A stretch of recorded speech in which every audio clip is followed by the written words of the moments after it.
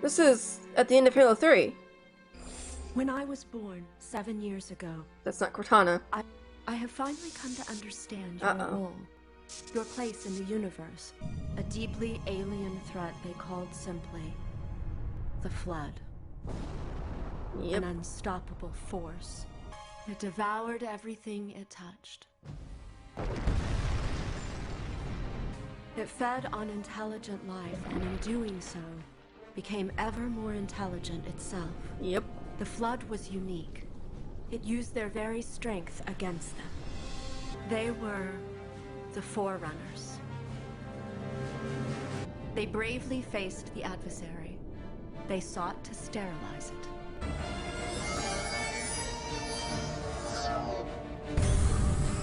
Jeez. Can I have that gun in the games? Realizing defeat was inevitable, the Forerunners made a decision to destroy everything. Ironically, they did this in order to preserve life, knowing they themselves would not survive. They built a secret weapon of terrifying power.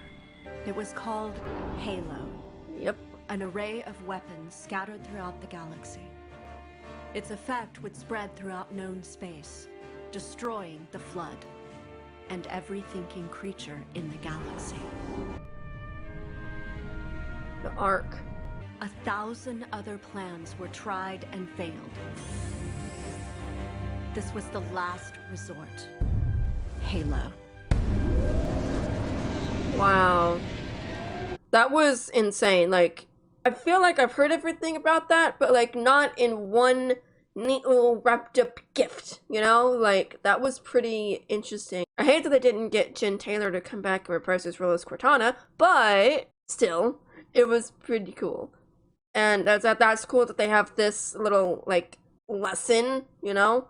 When Cortana is just waiting on Chief. Like, it's after the events of Halo 3, but before Halo 4.